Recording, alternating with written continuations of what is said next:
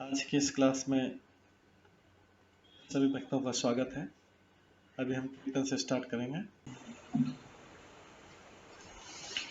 जय राधा माधव कुंज बिहारी, जय राधा माधव कुंज बिहारी, जय गोपीजन वल्लभ गिरिवर धारी, जय गोपीजन वल्लभ गिरिवर धारी, यशोदानंदन व्रज जनरंजन, यशोदानंदन व्रज जनरंजन, यमुना तीरावनचारी, यमुना तीरावनचारी, जय राधा माधव कुंज बिहारी, जय राधा माधव कुंज बिहारी, हरे कृष्णा कृष्णा कृष्णा हरे हरे, हरे राम राम राम हरे हरे, हरे कृष्णा कृष्णा कृष्णा हरे हरे, हरे राम राम राम हरे हरे, हरे कृष्णा कृष्णा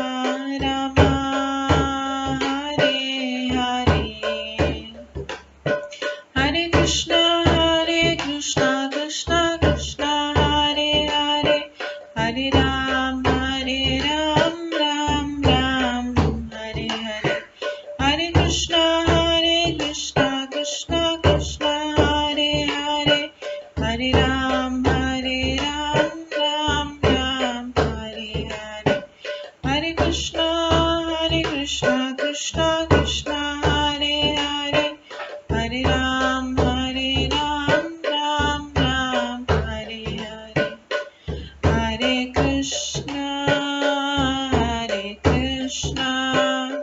कृष्णा कृष्णा हरे हरे, हरे राम राम राम हरे हरे, हरे कृष्णा कृष्णा कृष्णा हरे हरे, हरे राम राम राम हरे हरे, जय राधा माधव राधे, जय राधा गोविंद राधे, जय गौरनताय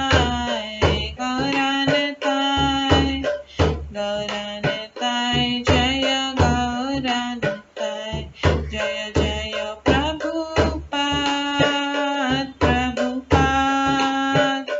प्रभुपाद जय जय प्रभुपाद, जय जय गुरुदेव जय जय गुरुदेव, नित्य गौर हरि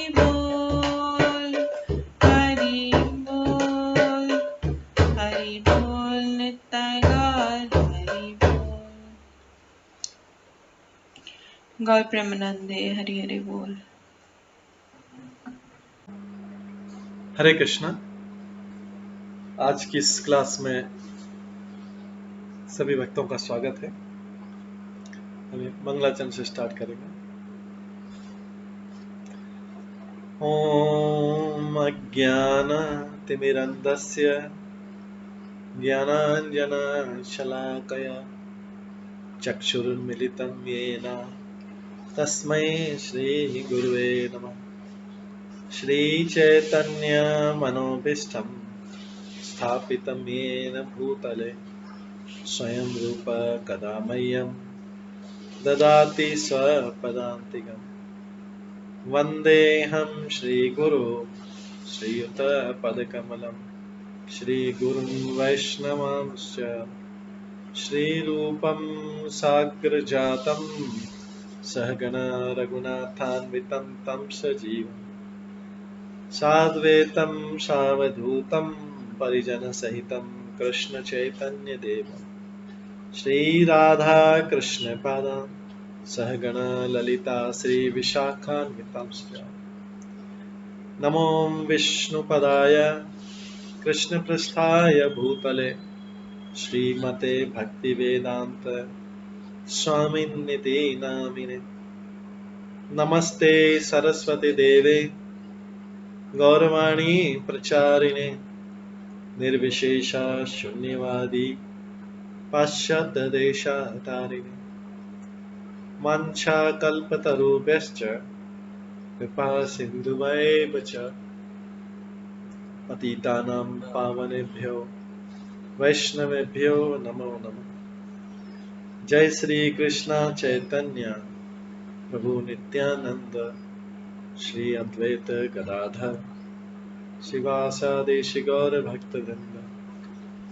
हरे कृष्णा कृष्ण कृष्ण हरे हरे, हरे राम राम राम हरे हरे। ओम नमो भगवते वासुदेवाय। ओम नमो भगवते वासुदेवाय। ओम नमो भगवते वासुदेवाय। नारायणं नमस्कृत्य नरं चैव नरोत्तमं देवीं सरस्वतीं व्यासं ततो जयमुदीरये। नष्टप्रायेषु भद्रेषु नित्यं भागवत सेवया भगवते उत्तम श्लोके भक्तिर्भवति नैष्ठिकी। कृष्णाय वासुदेवाय देवकी नंदनाय च नन्दगोपकुमाराय गोविन्दाय नमो नमः। सर्ववेदान्तसारमे श्रीभागवतम् इष्यते तद्रसामृतात् नान्यत्र स्याद्रति क्वचित्। आराध्यो भगवान् ब्रजेश तनयस्तनुधाम वृन्दावन रम्या काचिदुपासना ब्रजवधूवर्गेण या कल्पिता। श्रीमद्भागवतं प्रमाणम् अमलं प्रेम कुमार्तमः श्रीचैतन्य महाप्रभुमतम् इदं तत्रादरो न परम्। मूकं करोति वाचालं पङ्गुलङ्घयते गिरिं यत्कृपातमहं वन्दे परमानन्दमाधवम्। हरे कृष्णा।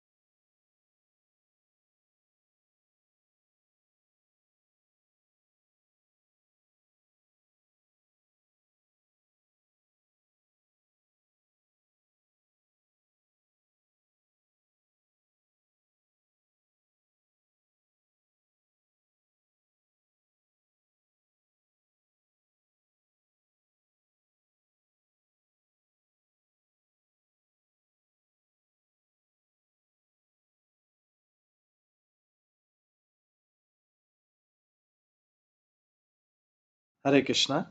आज की इस क्लास में सभी भक्तों का स्वागत है। कल हम श्रवण कर रहे थे श्रीमद् भागवतम के तीसरे स्कंद के 27वें अध्याय से प्रकृति का ज्ञान।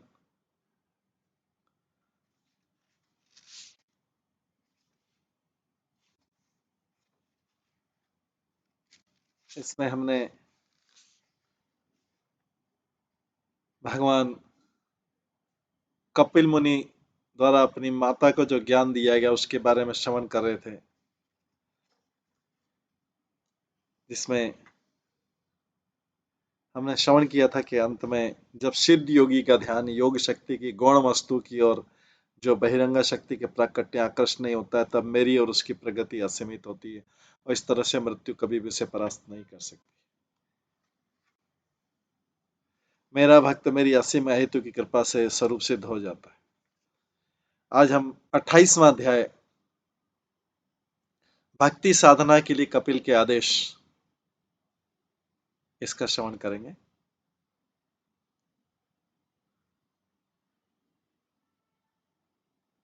इसमें कपिल मुनि अपनी माता से कहते हैं, श्री भगवान उवाच योगस्य लक्षणं वक्षे सबीजस्य नृपात्मजे मनः येनेव विधिना प्रसन्नम याति सत्पथम।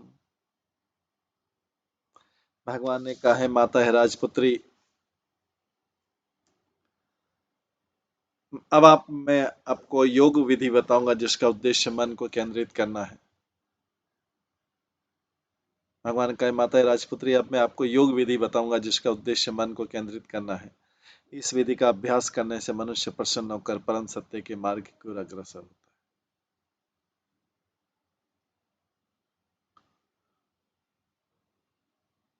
तो अभी भगवान कपिल योग विधि बता रहे हैं जिसका उद्देश्य मन को केंद्रित करना, और इस विधि का अभ्यास करने से मनुष्य प्रसन्न होकर परम सत्य के मार्ग की ओर अग्रसर होता है। तात्पर्य, इस अध्याय में भगवान कपिल द्वारा बताई गई योग विधि प्रामाणिक एवं आदर्श, ये दूसरी योग विधि नहीं है जो प्रामाणिक नहीं है। अतः इन आदेशों का अत्यंत सावधानी के साथ पालन करना चाहिए। सबसे पहले भगवान कहते हैं कि योगाभ्यास से मनुष्य परम सत्य अर्थात परम पुरुषोत्तम भगवान को समझने की दिशा में प्रगति कर सकता है। पिछले अध्याय में स्पष्ट कहा गया कि योग का अभिष्ट कोई आश्चर्यजनक योग शक्ति प्राप्त करना नहीं है। मनुष्य को ऐसी योग शक्ति के प्रति आकर्षण नहीं होना चाहिए, अभी तो भगवान को समझने के मार्ग का क्रमशः साक्षात्कार प्राप्त करना चाहिए। इसकी पुष्टि भगवत गीता में भी हुई, जिसमें 6 अध्याय के अंतिम श्लोक में कहा गया कि सबसे बड़ा योगी वह है जो अपने अंतःकरण के में निरंतर कृष्ण के बारे में ही सोचता रहता है। सबसे बड़ा योगी कौन है? जो अपने अंतःकरण में, हृदय में निरंतर कृष्ण के बारे में सोचता रहता है। यहाँ बोले कि योग विधि का पालन करने से मनुष्य प्रफुल्लित रह सकता है। भगवान कपिल जो कि योग के महान अधिकारी हैं, यहाँ पर योग पद्धति की व्याख्या प्रस्तुत करते हैं, जिसे अष्टांग योग कहते हैं।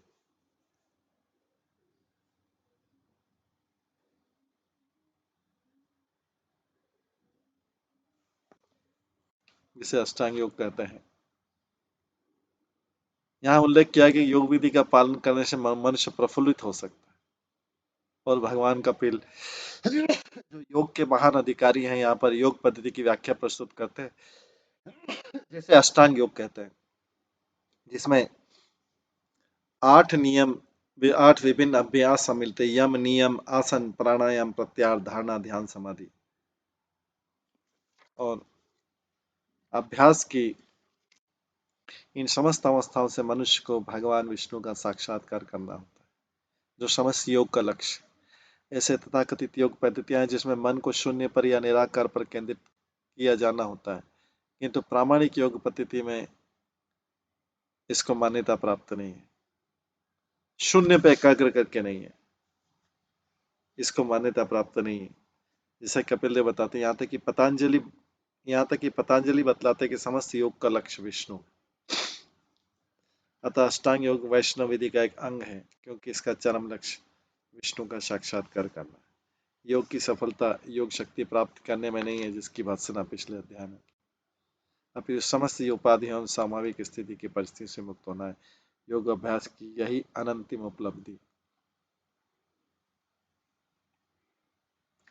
स्वधर्माचरणम शक्त्या विधर्माच निवर्तनम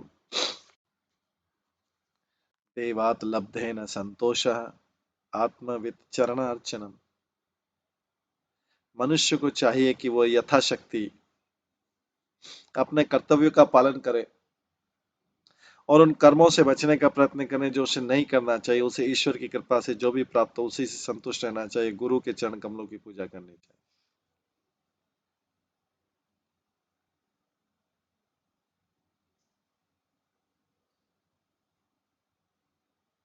मनुष्य को वो यथाशक्ति अपने कर्तव्य का पालन करे, उन कर्मों को करने से बचे, उसे नहीं करने। उसे ईश्वर की कृपा से जो भी कर्म प्राप्त हो उसी से संतुष्ट रहना चाहिए और गुरु के चरण कमलों की पूजा करनी चाहिए। स्वधर्म आचरणम शक्तिया विधर्मात् च निवर्तनम देवात् लब्धेन संतोष आत्मविद चरण अर्चनम।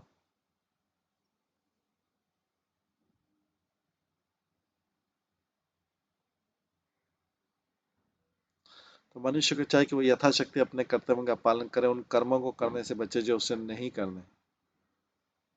उसे ईश्वर की कृपा से जो भी प्राप्त हो उसी से संतुष्ट रहना चाहिए। गुरु के चरण कमलों की पूजा करनी चाहिए।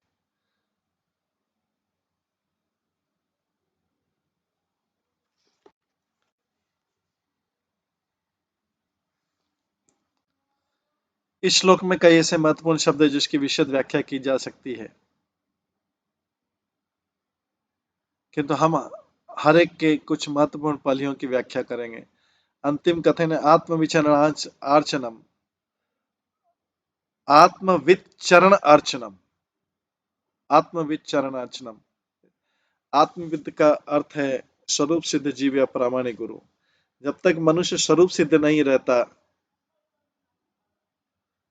और परमात्मा के साथ अपने संबंधों को नहीं जानता, वो प्रामाणिक गुरु नहीं बन सकता। यहाँ पर संस्तुति की गई प्रामाणिक गुरु की खोज करके उसकी शरण में जाना चाहिए, क्योंकि उससे जिज्ञासा और तथा उसकी पूजा करके सर्वाधिक आध्यात्मिक कार्यों को सीखा जा सकता है।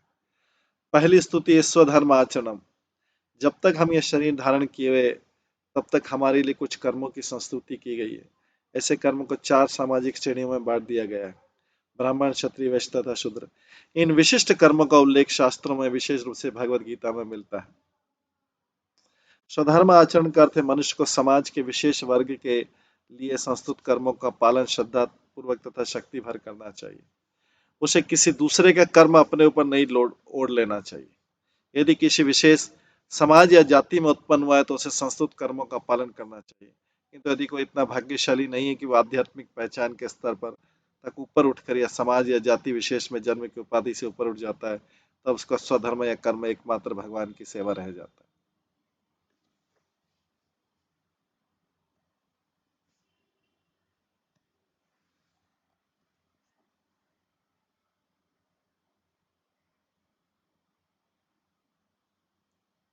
किंतु यदि कोई इतना भाग्यशाली कि वो आध्यात्मिक पहचान के स्तर तक उठकर समाज या जाति विशेष में जन्म की उपाधि से ऊपर उठ जाता है, तब उसका स्वधर्म या कर्म एकमात्र भगवान की सेवा रह जाता है।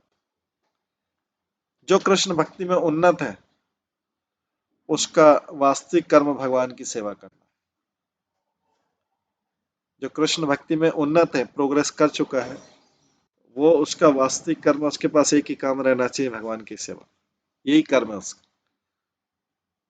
तो उसका पालन कैसे होगा? इसी कर्म के करने से होगा उसका पालन। जब तक वो देहात्म बुद्धि में रहा जाता है तब तक वो सामाजिक परिपाटी के अनुसार कर्म करता है। जो देह वाली बुद्धि में वो समाज के अनुसार चलेगा या राष्ट्र, देश, परिवार उसके अकॉर्डिंग चलेगा, उसके नियमों के अनुसार चलेगा। लेकिन जो कृष्ण भक्ति में उन्नत है वो केवल भगवान के नियमों के द्वारा चलेगा। तो दोनों के लिए नियम भी अलग अलग। तो जब तक देहात्म बुद्धि में है तब तक वो सामाजिक परिपाटी के अनुसार कर्म करता रहेगा, किंतु आध्यात्मिक पद पर उठने पर उसको केवल भगवान की सेवा करनी चाहिए। यही स्वधर्म का वास्तविक मीनिंग है। तो स्वधर्म भी अलग अलग कैटेगरी के। जब तक देहात्म बुद्धि में तब स्वकर्म अलग है, जब उसको पता लग जाए कि आध्यात्मिक बुद्धि में आ गया तो फिर उसके कर्म बदल जाएंगे सारे। उसके सारे कर्म भगवान की तरफ होंगे और भगवान की सेवा ही उसका मुख्य कर्म होगा, बाकी सब गौण कर्म होंगे।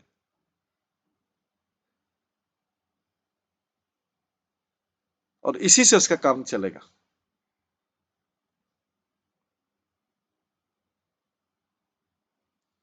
आगे श्लोक, ग्राम्य धर्म निवृत्ति च मोक्ष धर्म रतिश्च तथा, ग्राम्य धर्म निवृत्तिश्च मोक्ष धर्म रति तथा मितमेध्यधनम शाश्वत विविक्त क्षेम सेवनम। मनुष्य को चाहिए, ये सब कपिल मुनि बता रहे हैं भक्ति साधना के लिए आदेश। तो पहला आदेश क्या दिया है? मनुष्य को चाहिए वो यथाशक्ति अपने कर्तव्यों का पालन करे और उन कर्मों से बचे जो उसे नहीं करने। उसे ईश्वर की कृपा से जो भी प्राप्त हो उसी में संतुष्ट रहना चाहिए और गुरु के चरण कमलों की पूजा करनी चाहिए।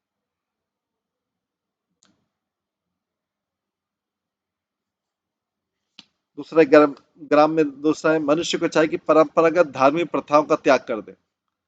जो ट्रेडिशनल उसके जो रिचुअल्स और नीति नियम नियम का समाज के जो नियम है,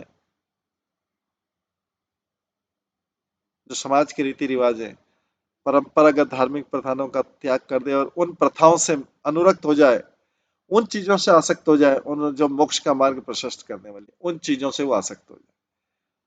वो पहले वाले सामाजिक नियम को छोड़ के अभी आध्यात्मिक नियमों से आसक्त हो जाए, उन प्रथाओं से।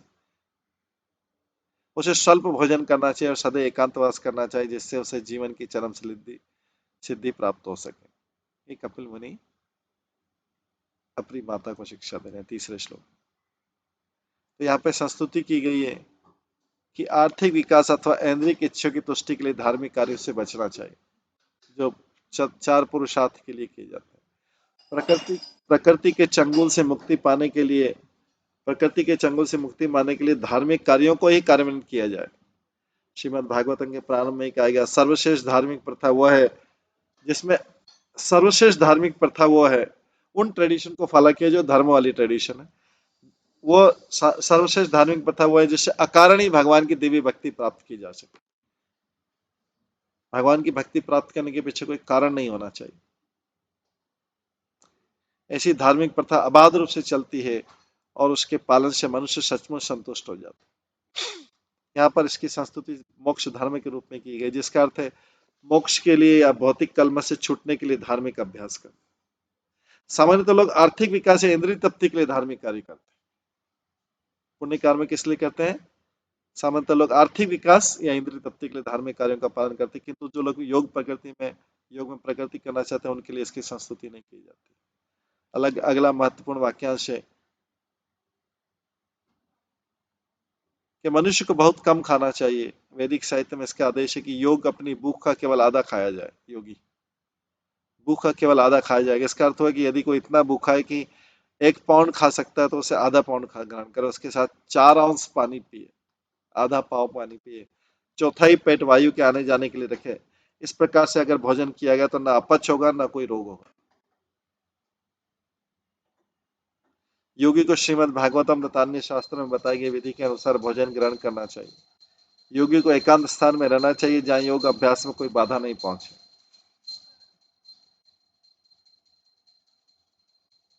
अहिंसा सत्यम अस्तेयम यावत अर्थ परिग्रह ब्रह्मचर्यम तप शौचम स्वाध्याय पुरुषार्चनम। मनुष्य को चाहिए कि अहिंसा तथा सत्य का आचरण करे, चोरी से बचे और अपने निर्वाह के लिए जितना आवश्यक उतना ही संग्रह करे। वो विषयी जीवन से बचे, तपस्या करे, स्वच्छ रहे, वेदों का अध्ययन करे और पर भगवान के परम स्वरूप की पूजा करे। तात्पर्य इस श्लोक में पुरुषार्चना शब्द करते भगवान की पूजा करना, विशेष रूप से भगवान कृष्ण के स्वरूप के। भगवद गीता में अर्जुन ने पुष्टि की कि कृष्ण ही मूल स्वरूप पुरुष शाश्वत है। इसलिए योगाभ्यास करते समय मनुष्य को अपना मन न केवल कृष्ण के स्वरूप में केंद्रित करना चाहिए, अपितु तो कृष्ण के विग्रह या स्वरूप की नित्य पूजा भी करनी चाहिए।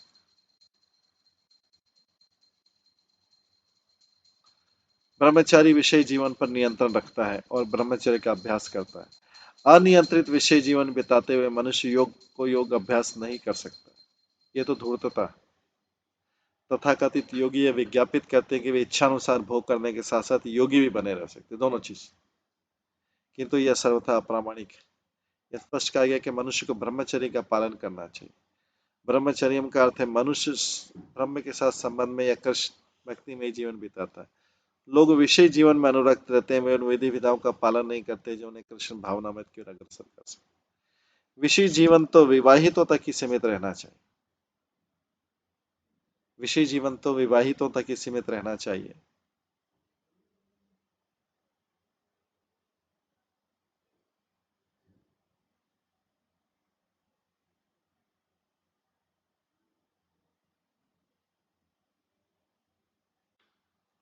जो व्यक्ति विवाह के बाद सीमित विषय जीवन बिताता है वह भी ब्रह्मचारी कहलाता है।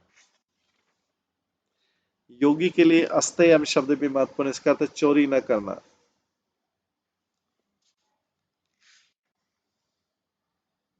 तो जैसे आचरण बताया, मनुष्य को चाहिए कि अहिंसा और सत्य का आचरण करे और चोरी से बचे। तो यहाँ पे चोरी का अर्थ क्या बताया है, बड़ा व्यापक मीनिंग में। योगी के लिए अस्तयम शब्द भी महत्वपूर्ण, इसका अर्थ चोरी न करना। तो व्यापक अर्थ में प्रत्येक व्यक्ति जो आवश्यकता से अधिक संग्रह करता है चोर है। व्यापक अर्थ में प्रत्येक व्यक्ति जो आवश्यकता से अधिक संग्रह करता है वो चोर है। आध्यात्मिक साम्यवाद के अनुसार कोई अपनी व्यक्तिगत आवश्यकता से अधिक नहीं रह सकता है, यह प्रकृति का नियम है। जो व्यक्ति आवश्यकता से अधिक धन या संपत्ति एकत्रित करता है वो चोर है, और जो यज्ञ अथवा भगवान की पूजा में व्यय किए बिना धन का केवल संग्रह करता है वो और भी बड़ा चोर है। एक तो साधारण एकत्र करना चोर है अपनी आवश्यकता से अधिक, और दूसरा चीज है जो व्यक्ति यज्ञ अथवा श्री भगवान की पूजा में व्यय किए बिना धन का केवल संग्रह करता है वो और भी बड़ा चोर है।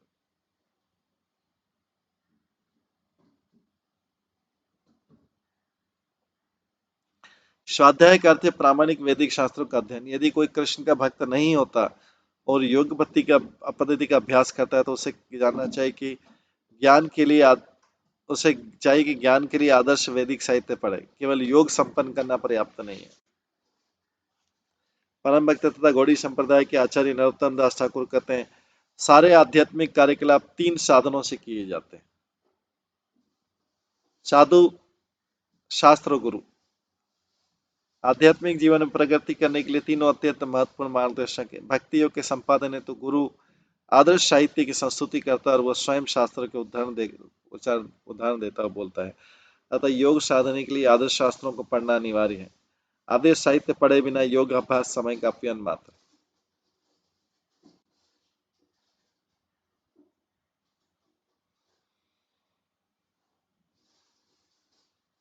मौनम सदासन जय स्थैर्यं प्राण जय शने प्रत्याहार च इंद्रियाणाम विषयात मनसा हृदि। मनुष्य की इन विधियों अथवा अन्य किसी सही विधि से अपने दूषित तथा चंचल मन को वश में करना चाहिए।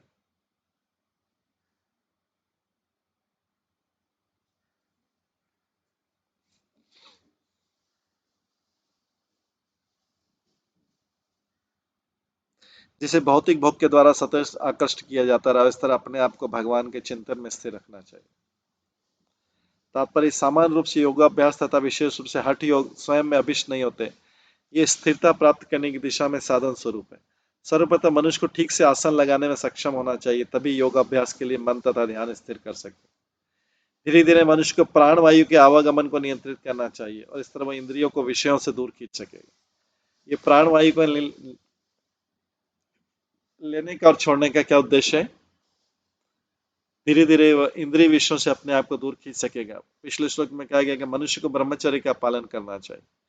इंद्रिय निग्रह का सबसे महत्वपूर्ण पहलू है विषय जीवन पर नियंत्रण। यह ब्रह्मचर्य कहलाता है और विभिन्न आसनों के अभ्यास तथा प्राण वायु के नियंत्रण द्वारा असीमित इंद्रिय भोग से इंद्रियों का निरोध किया जा सकता है।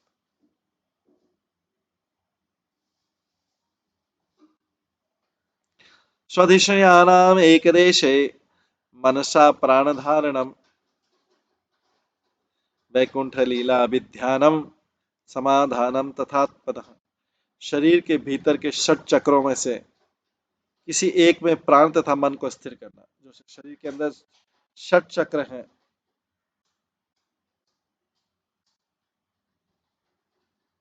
उनमें से किसी एक में प्राण तथा मन को स्थिर करना।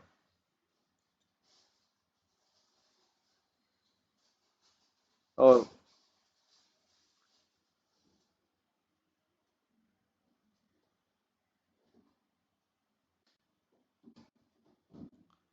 इस प्रकार से मन को भगवान की दिव्य लीलाओं में केंद्रित करना।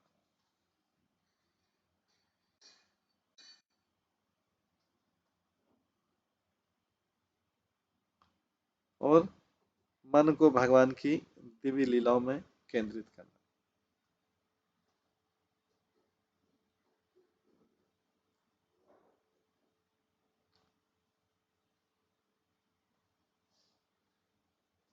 ये 6 चक्र कौन से हैं? पहला है, नीचे से चालू करें तो मूलाधार चक्र है। दूसरा स्वादिष्ठान चक्र है। तीसरा मणिपुर चक्र है। चौथा है अनाहत चक्र है। पांचवा विशुद्ध चक्र है। छठा है आज्ञा चक्र और सातवां है शास्त्रधार चक्र।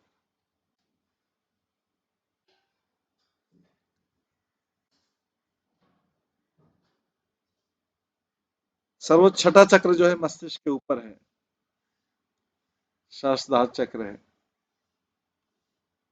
मनुष्य को अपने मन तथा प्राणवायु के आवागमन को स्थिर कर भगवान की देवी लीलाओं का चिंतन करना चाहिए। और इसका कहीं उल्लेख नहीं कि मनुष्य को अपने को निराकार या शून्य में केंद्रित करे। स्पष्ट उसने कि वैकुंठ लीला में जब तक परम सत्य भगवान की लीलाएं दिव्य न हो तब तक उनके विषय में चिंतन करने के लिए गुंजाइश कहाँ है। भगवान की भक्ति, कीर्तन तथा लीलाओं के श्रवण द्वारा ही ये ध्यान प्राप्त किया जा सकता है। श्रीमद् भागवत में वर्णन आया कि भगवान विभिन्न भक्तों के साथ अपने संबंध के अनुसार प्रकट और अंतर ध्यान होते रहते। वैदिक साहित्य में भगवान की लीलाओं की अनेक कथाएं पाई जाती, जिनमें कुरुक्षेत्र का युद्ध तथा भक्तों जैसे प्रहलाद महाराज, ध्रुव महाराज तथा अम्बरीश महाराज की जीवन तथा उपदेश संबंधी ऐतिहासिक तथ्य सम्मिलित। मनुष्य को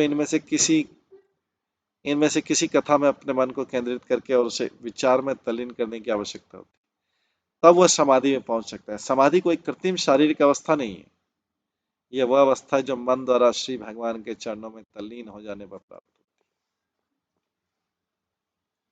है। एते अन्ये च पथिभिः मन दुष्टम असत पथम बुद्धया युंजित शनके जित प्राणा ही अतेंद्रिय।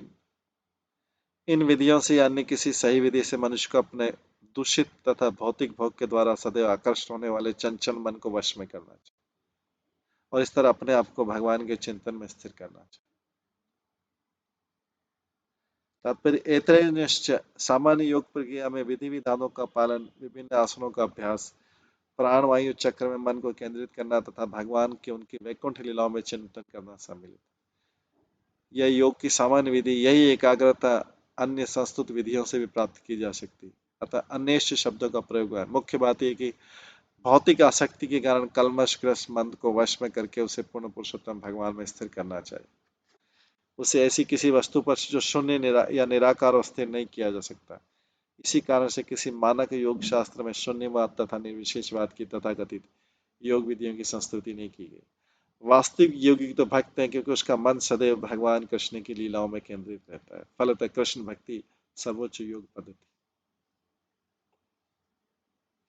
शुचोदेशे प्रतिष्ठायप्य विजितासनः आसनम् तस्मिन् स्वस्ति समासीन ऋजुकाय सबस्ते। अपने मन तथा आसनों को वश में करने के बाद मनुष्य को चाहिए कि किसी एकांत तथा पवित्र स्थान में अपना आसन बिछा दे। उस पर शरीर को सीधा रखते हुए सुखपूर्वक आसीन होकर श्वास नियंत्रण का अभ्यास करें। तात्पर्य सुखपूर्वक आसीन होने को स्वस्ति समासीन कहते हैं। योग शास्त्र में संस्तुति की दोनों जांघों तथा घुटने के बीच पांव के तलवे रखकर सीधा बैठा जाए और इस आसन से भगवान में मन को केंद्रित करने में सुविधा होगी। भागवत गीता के 6ठे अध्याय में इसी विधि की संस्तुति की गई। यह भी सुझाव दिया गया कि मनुष्य को चाहिए कि वह किसी एकांत पवित्र स्थान में बैठे, उसका आसन मृगछाला तथा कुश को ही, जिसके ऊपर सूती वस्त्र। प्राणशिशोदयेत्मार्गं पूरे कुंभकरेचके प्रतिकूलेन वाचित्तम यथा स्थिरम अंचंचलम। योगी को चाहिए कि प्राण वायु के मार्ग को निम्नलिखित विधि से श्वास लेकर इस प्रकार से स्वच्छ करें। पहले बहुत गहरी श्वास अंदर ले, फिर इस श्वास को धारण किए रहे और अंत में श्वास बाहर निकाल दे।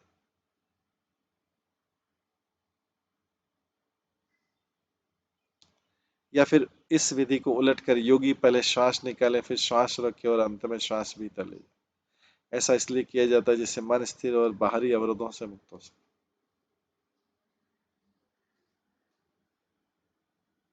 तात्पर्य प्राणायाम जो है मन को नियंत्रित करने तथा उसे भगवान में स्थिर करने के लिए किए जाते हैं।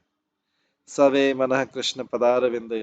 भक्त अम्बरीश महाराज 24 घंटे अपने मन कृष्ण के चरण कमलों में स्थिर रखते थे।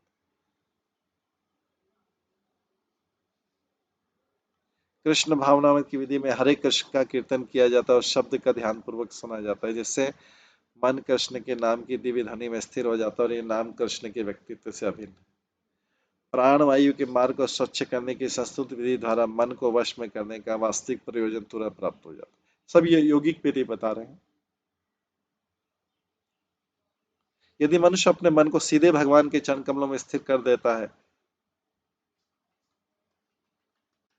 और यदि प्राणवायु के मार्ग को स्वच्छ करने की संस्तुत विधि द्वारा मन को वश में करने का वास्तविक प्रयोजन था।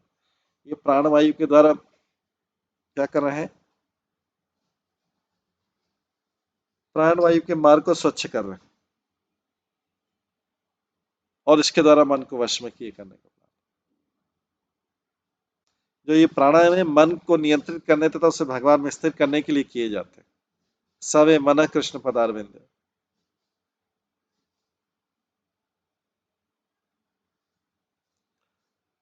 हठ योग या प्राणायाम की विधि उन लोगों के लिए जो देहात्म बुद्धि में अत्यधिक तल्लीन रहते हैं। प्राणायाम के द्वारा भगवान का ध्यान करना। किंतु जो केवल हरे कृष्ण का कीर्तन कर सकता है वह अधिक सुगमता पूर्वक मन को स्थिर कर सकता है। श्वास मार्ग को स्वच्छ करने की 3 विभिन्न विधियां बताई गई हैं। श्वास श्वास के मार्ग को स्वच्छ करने की 3 विधियां बताई गई। पूरक, कुंभक और रेचक। ये श्वास मार्ग को पवित्र करने की विधि। श्वास को भीतर ले जाना पूरक कहलाता है, उसे भीतर रोके रखना कुंभक कहलाता है, श्वास को बाहर निकालना रेचक कहलाता है। इन विधियों को उलट कर भी किया जा सकता है। श्वास निकालने के बाद वायु को कुछ काल तक बाहर रखने और उसके बाद पुनः श्वास को भीतर लिया जाए। जिन नाड़ियों के द्वारा श्वास लेने तथा श्वास छोड़ने की क्रियाएं संपन्न की जाती हैं उनको ईड़ा और पिंगला कहते हैं।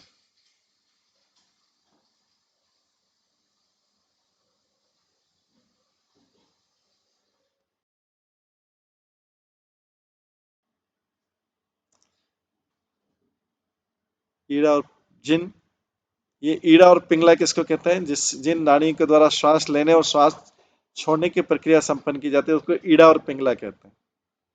ईड़ा तथा पिंगला को स्वच्छ करने का चरम उद्देश्य मन को भौतिक सुख उपभोग से जोड़ना है।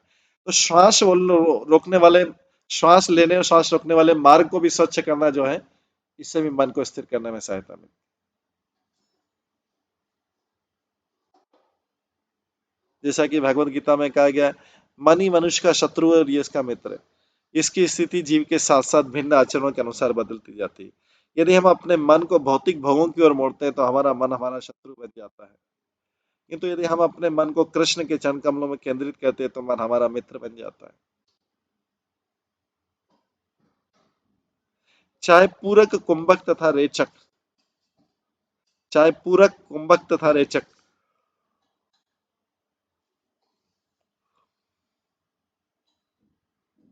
की योग पद्धति हो या कृष्ण का नाम या कृष्ण के स्वरूप पर मन को स्थिर करना, उनका उद्देश्य एक ही तीनों। भागवत गीता में कहा गया कि मनुष्य को चाहिए कि प्राणायाम करे। 8वें अध्याय में अभ्यास योग युक्त है ना। इस नियंत्रण विधियों से मन बाहरी विचारों की ओर नहीं जाएगा। चेतसा अनाज्ञा नान्या गामिना, इस प्रकार निरंतर अपने मन को भगवान में स्थिर कर उन्हें प्राप्त कर सकता है। इस युग में आसन तथा श्वास नियंत्रण की योग पद्धति का अभ्यास कर सकना मनुष्य के लिए दुष्कर है। अतः भगवान चैतन्य संस्तुति की कीर्तनीय सदा हरि, मनुष्य को चाहिए कि सदैव उपयुक्त सर्वाधिक उपयुक्त कृष्ण के पवित्र नाम का जप करे। कृष्ण नाम तथा परम पुरुष कृष्ण अभिन्न है। अतः यदि कोई हरे कृष्ण के सुनने तथा कीर्तन करने से मन को केंद्रित करता है तो समान फल पाता है।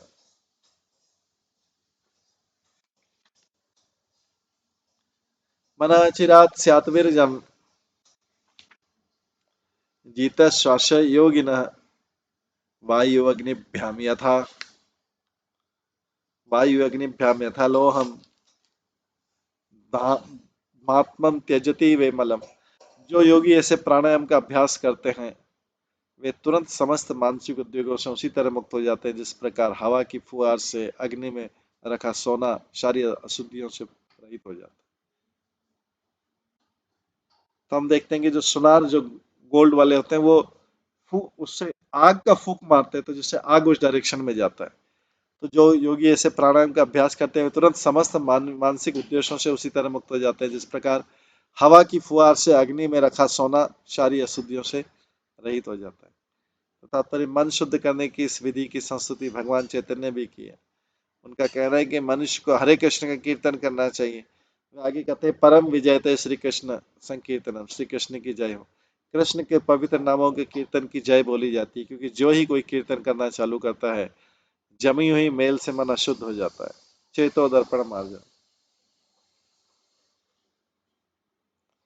भगवान कृष्ण के पवित्र नाम के कीर्तन करने से मनुष्य के मन में एक एकत्रित होने वाला मेल साफ हो जाता है। मनुष्य अपने मन को या तो प्राणायाम के द्वारा या कीर्तन विधि से शुद्ध कर सकता है जिस प्रकार अग्नि में रखकर धोखनी से धोखने पर सोना शुद्ध हो जाता है।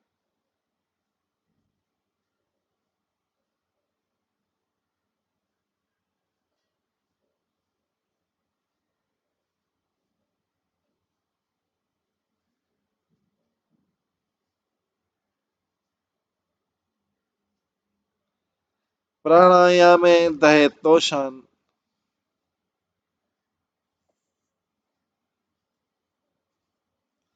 धारणा भी च क्लिशवान प्रत्याहारेण संसर्गान ध्यानेन अनुष्ठान गुणान। प्राणायाम विधि के अभ्यास से मनुष्य अपने शारीरिक दोषों को समूल नष्ट कर सकता है।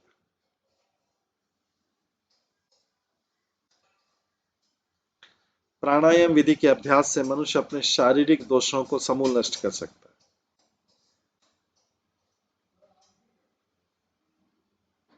और अपने मन को एकाग्र करने से वो सारे पाप कर्मों से मुक्त हो सकता है। तो प्राणायाम विधि से क्या होगा, शारीरिक दोषों को कर देगा और मन को एकाग्र करने से वो सारे पाप कर्मों से मुक्त हो सकेगा और इंद्रियों को वश में करने से मनुष्य भौतिक संसार में अपने को मुक्त कर सकेगा और भगवान का ध्यान करने से वो भौतिक आसक्ति तीनों गुणों से मुक्त हो सकेगा।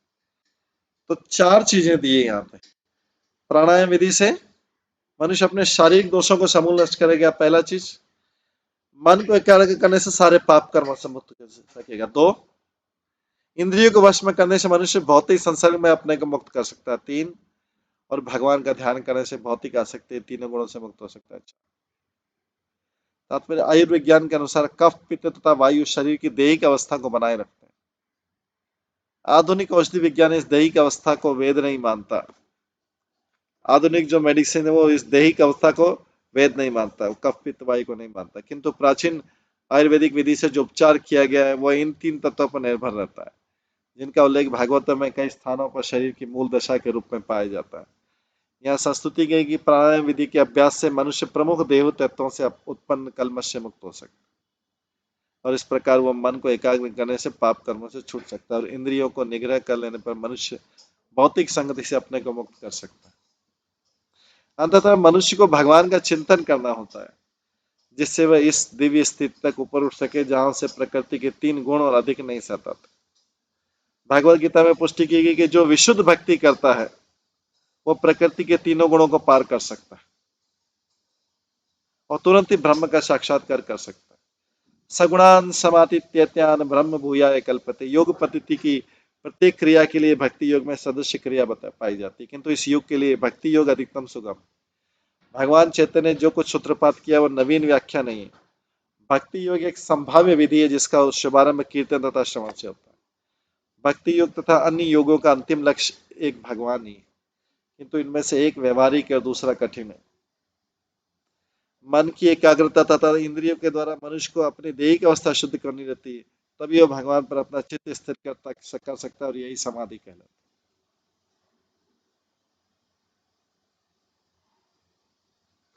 यदा मनः स्वयंविरजम योगेन सुसमाहितं काष्ठान भगवतो ध्यायेत्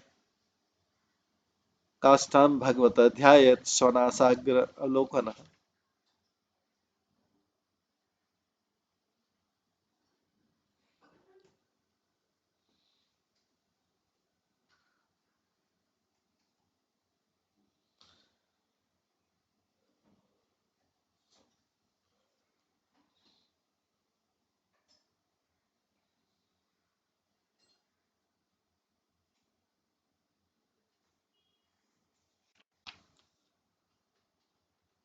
जब इस योगाभ्यास से मन पूर्णतः शुद्ध हो जाए तो मनुष्य को चाहिए कि वह अधखुली आंखों से नाक के अग्रभाग में ध्यान को केंद्रित करे और भगवान के स्वरूप को देखे। तात्पर्य यहाँ स्पष्ट है कि मनुष्य को विष्णु के अंश का ध्यान करना चाहिए। काष्ठम शब्द परमात्मा अर्थात विष्णु के अंश का सूचक है। भगवत भगवान विष्णु के लिए आया, परमेश्वर तो कृष्ण है, उनका पहला विस्तार बलदेव के रूप में होता है, और फिर परमेश्वर तो कृष्ण है, उनका पहला विस्तार बलदेव के रूप में होता है, फिर बलदेव से संकर्षण अनिरुद्ध तथा अन्य रूप में आते हैं, और अंत में पुरुष अवतार आता है।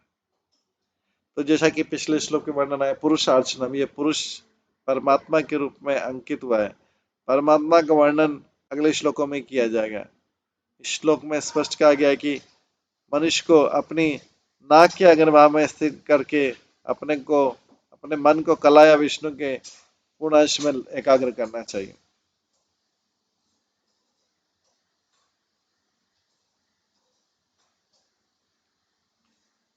अब जो है भगवान के स्वरूप का वर्णन आता है। प्रसन्न वदनम भोजम पद्मे गर्भरुणीक्षणम नीलोत्पल दलश्यामम शंख चक्र गदाधरम। प्रसन्न वदनम अम्भोजम, भगवान का मुख उत्पल मतलब प्रसन्न कमल के समान है, और लाल लाल आंखें कमल के कोश के भीतर के समान है। उनका श्यामल शरीर नील कमल की पंखुड़ी के समान है, और वे अपने 3 हाथों में शंकर चक्र तथा गदा धारण किए रहते हैं।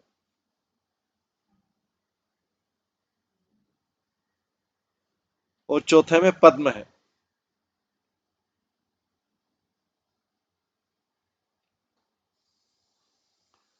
तात्पर्य यहाँ पर निश्चित रूप से संस्तुति की गई कि मन को विष्णु के रूप में एकाग्र किया जाए।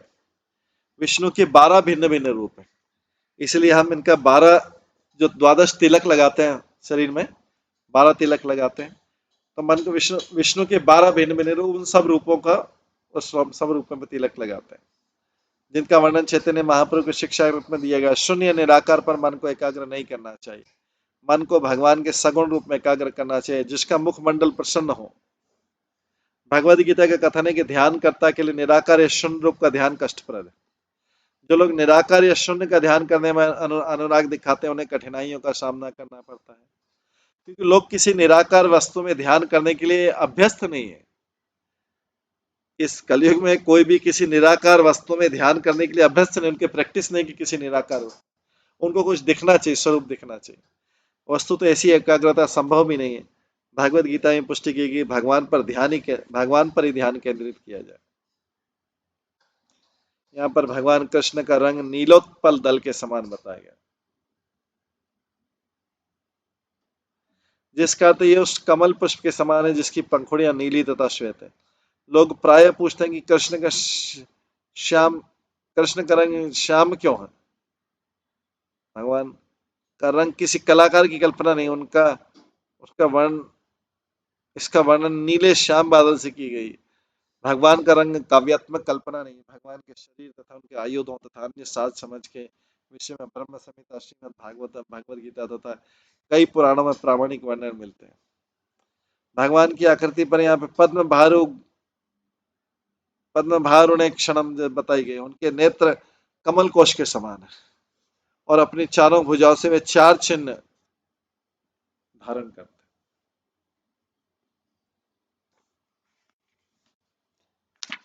लसत पंकज किंजल पीत कोशे वाससम श्रीवत्स वक्ष संभ्राजत कौस्तुभ आमुक्त कंधरम। उनके कटी पीले पद्म केसर के सदस्य चमकदार वस्त्र आवृत रहते हैं। उनके वक्षस्थल पर श्रीवत्स का चिन्ह है। उनके गले में चमचमाती कौस्तुभ मणि लटक रही है। तो भगवान के वस्त्र का असली रंग केसरिया पीला है। कैसा है? केसरिया पीला है, जो कमल के पुष्प के केसर के समान है।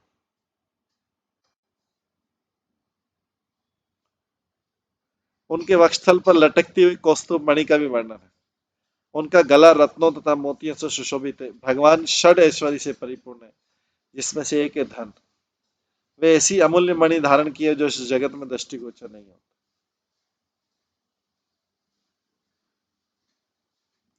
मत्द्विरेफ कलया परितम मत्द्विरेफ कलया परितम वनमालया परार्थे हार वलया किरीट अंगद नूपुरम।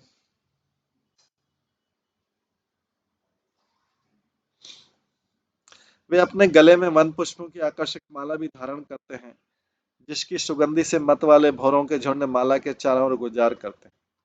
वे मोती की माला, मुकुट, एक जोड़ी कंकण, बाजूबंद तथा नुपुर से अत्युत्तम ढंग से सुसज्जित है।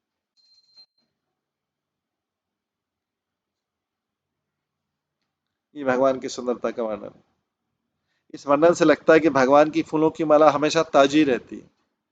वास्तव में बैकुंठ में तो सर्व जगह ताजगी ही ताजगी है। यहाँ तक कि वृक्षों से तोड़े गए फूल भी ताजे बने रहते। वृक्षों से तोड़े गए फूल भी ताजे बने रहते, क्योंकि वैकुंठ की प्रत्येक वस्तु अपनी मौलिकता बनाए रखती, वो मुरझाती नहीं है। इन वृक्षों से तोड़े गए फूलों से बनाई गई माला मुरझाती नहीं, क्योंकि वृक्ष तथा फूल दोनों ही दिव्य होते हैं। जब फूल को वृक्ष से तोड़ लिया जाता है तो वैकुंठ का फूल वैसा के वैसा ही बना रहता है।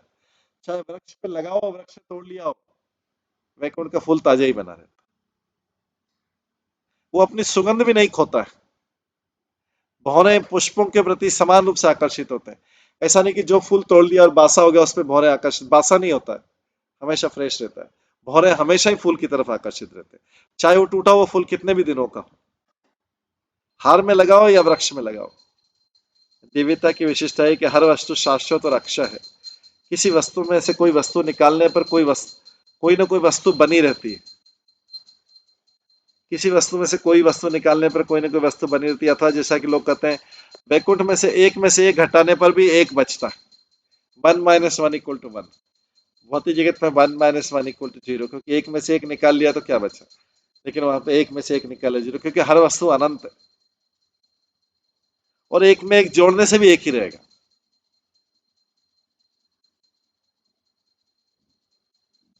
ताजे फूलों के चारों ओर भौरे गुंजार करते हैं। भगवान उनकी मधुर ध्वनि का आनंद लेते हैं। भगवान के कंकड़, हार, मुकुट तथा नूपुर भी सभी अत्यंत सभी अमूल्य रत्नों से जटित है। चूंकि रत्न तथा मोती दिव्य है, अतः उनका मूल्य आंका नहीं जा सकता।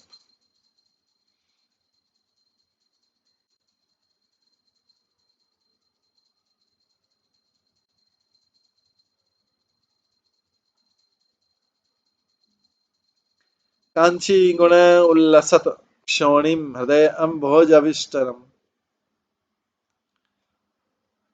दर्शनीय तमम शांतम मनः नयन वर्धनम।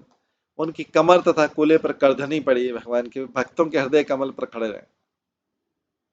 वे देखने में अत्यंत मोहक है और उनका शांत स्वरूप देखने वाले भक्तों के नेत्रों को तथा आत्मा को आनंदित करने वाला है। तात्पर्य श्लोक में प्रतीक दर्शनीय शब्द का अर्थ है भगवान इतने सुंदर हैं। भगवान इतने सुंदर हैं कि भक्त योगी उनके अतिरिक्त और कुछ नहीं देखना चाहते। भगवान के दर्शन से सुंदर वस्तुओं के देखने की चाह पूरी होती है।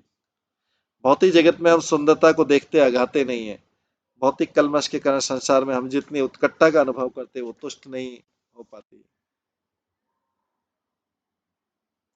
किंतु जब देखने, सुनने, स्पर्श करने इत्यादि की हमारी इच्छाएं भगवान को तुष्ट करने के लिए होती, तो वे सर्वोच्च पूर्णता को प्राप्त करती।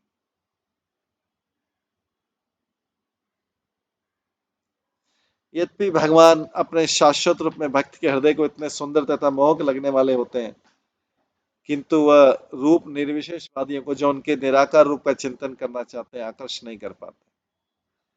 भगवान का जो रूप है इतने भक्तों के हृदय को इतने सुंदर और मोहक लगने वाले होते हैं भगवान, लेकिन निराकार जो निर्विशेषवादी होते हैं उनके निराकार रूप का चिंतन करना चाहते हुए उनकी तरफ आकर्षित नहीं पाते। ऐसा निराकार ध्यान व्यर्थ का श्रम है। वास्तविक योगी अपने अधखुलो नेत्रों को किसी शून्य निराकार में स्थित न करके भगवान के स्वरूप पर स्थिर करते। आगे अपिच्छदर्शनम शश्वत सर्वलोकोन्नमकृतम संतम वै से केशोरे भृत्य अनुग्रह कातरम।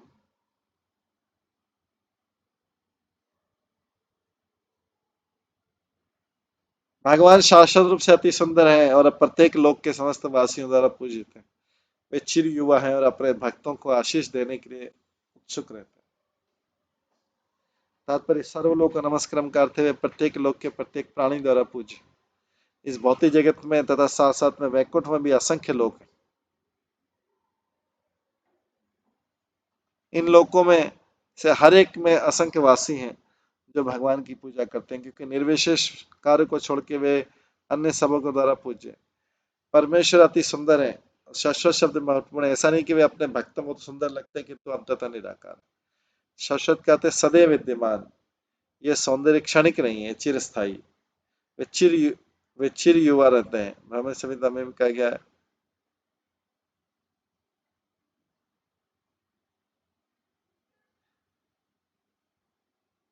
अद्वैतम अच्युतम अनादि अनंत रूपम आद्यम पुराणम पुरुषम नव यौवनम। मूल पुरुष अद्वितीय है, फिर भी कभी वृद्ध नहीं होते। वे सदा वे तरुणावस्था में सदा तरोताजा लगते। भगवान की भाव भंगिया से लगता है कि वे भक्तों पर अनुग्रह करने वाले, आशीष देने वाले हैं, किंतु अभक्तों के प्रति वो मूक रहते हैं। जैसा कि भगवत गीता में कहा गया, पूर्ण पुरुषोत्तम भगवान होने के कारण वे सबों पर संभाव रखते हैं, क्योंकि सभी जीव उनके पुत्रवत। किंतु जो लोग भक्ति में लगे हुए उन पर विशेष कृपालु रहते हैं। उसी भाव की यहाँ पुष्टि हुई कि भक्तों को सदैव आशीर्वाद देने के लिए आतुर है। उसी प्रकार भगवान भी अपने शुद्ध भक्तियों पर आशीषों की वर्षा करने के लिए उत्सुक रहे।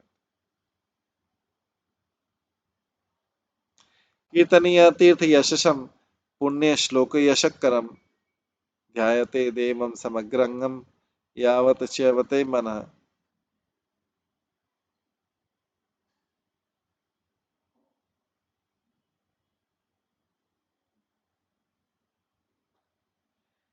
कीर्तनीय तीर्थयशम पूर्ण श्लोक यशकरम ध्यायत देवम समग्रंगम यावत न च्यवते मनः। भगवान का यश वंदनीय है, क्योंकि उनका यश भक्तों के यशों को बढ़ाने वाला है। अगर कोई भगवान के भक्तों का भगवान का यश बढ़ाता है तो वो भक्तों का उस भक्त का भी यश बढ़ता है। भगवान का गुणगान करो और भक्त का यश भी बढ़ेगा। इसलिए भक्त लोग हमेशा भगवान का गुणगान करते रहते, अपना गुणगान नहीं करते, क्योंकि भगवान का गुणगान करने में भक्त का यश अपने आप बढ़ता रहता। अतः मनुष्य को चाहिए कि पूर्ण पुरुषोत्तम भगवान तथा उनके भक्तों का ही ध्यान रखे। किसका ध्यान रखे? केवल मनुष्य को चाहिए कि पूर्ण पुरुषोत्तम भगवान तथा उनके भक्तों का ध्यान रखे। मनुष्य को तब तक भगवान के शाश्वत रूप का ध्यान करना चाहिए जब तक उसका मन स्थिर नहीं हो जाए। तात्पर्य में क्या गया, मनुष्य को निरंतर अपना ध्यान भगवान पर स्थिर करना चाहिए। जब वो भगवान के असंख्य रूपों कृष्ण विष्णु राम नारायण आदि में से किसी एक का चिंतन करने का अभ्यस्त हो जाएगा तो उस योग की सिद्धि प्राप्त होगी। इसकी पुष्टि ब्रह्म संहिता में हुई। जिस व्यक्ति में भगवान के प्रति शुद्ध प्रेम उपज हो चुका है और जिसके नेत्रों में दिव्य प्रेम का अंजन लग चुका है, वो निरंतर अपने अंतःकरण में भगवान का दर्शन करता है। भगवान भक्तगण विशेष रूप से श्याम सुंदर के सुंदर श्याम रूप का दर्शन करते हैं। यही योग की सिद्धि है। इस योग पद्धति को तब तक चालू रखना चाहिए जब तक मन क्षण भर भी चलायमान न।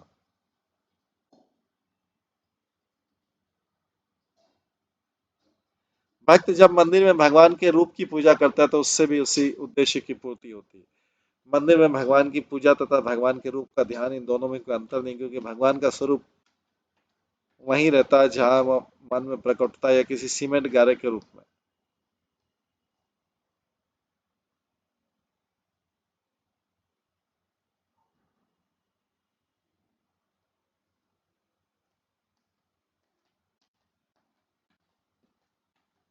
भक्तों के दर्शनार्थ 8 प्रकार के स्वरूपों की संस्तुति की गई। ये स्वरूप बालू, मिट्टी, काष्ठ, पत्थर के बनाए जा सकते हैं या इनका मन में ध्यान किया जा सकता है। ये रत्नों, धातु एवं विविध रंगों से बनाया जा सकता है, किंतु इन सब रूपों का एक सा महत्व है। ऐसा नहीं है कि यदि कोई किसी रूप का मन में ध्यान करता है तो मंदिर में पूजा किए जाने वाले रूप से वो भिन्न होता है। भगवान परम है।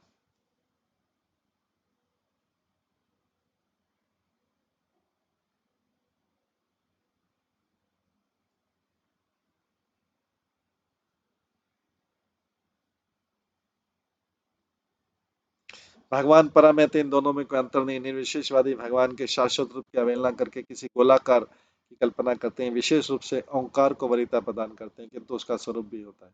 इसी प्रकार भगवान की मूर्तियां तथा चित्र। इस श्लोक का अन्य महत्वपूर्ण शब्द है पुण्य श्लोकस्य यशकरम।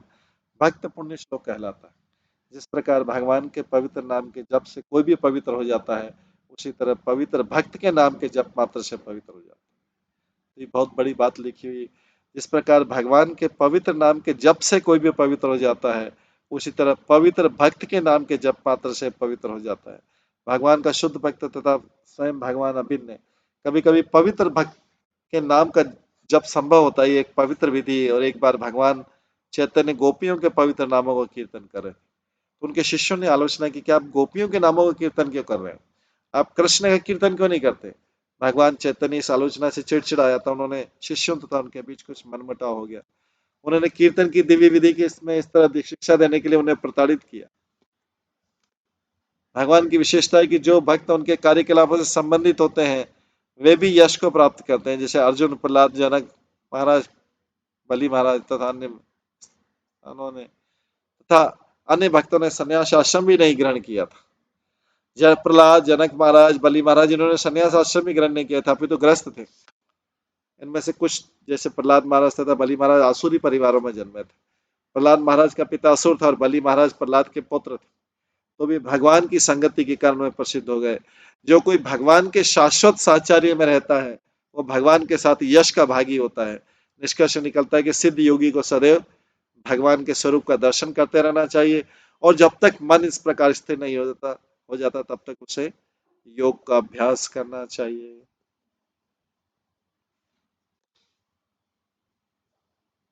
इस प्रकार से कपिल मुनि भगवान के दर्शन और उसके बारे में शिक्षाएं दे रहे हैं। एक एक करके क्या किया जा सकता है। तो आज इसको हम यहीं पे विराम देते हैं, और इसके आगे का जो क्लास है, आगे जो कपिल मुनि भक्ति साधना के लिए कपिल मुनि के आदेश को कल की क्लास में श्रवण करें। हरे कृष्णा। सभी भक्तों का बहुत बहुत धन्यवाद। सभी भक्तों के लिए एक बार हरे कृष्ण महामंत्र का कीर्तन करते हैं। हरे कृष्णा कृष्णा कृष्णा हरे हरे, हरे राम राम राम। श्रीमद् भागवतम महापुराण की जय। श्रील प्रभुपाद की जय। सभी भक्तगण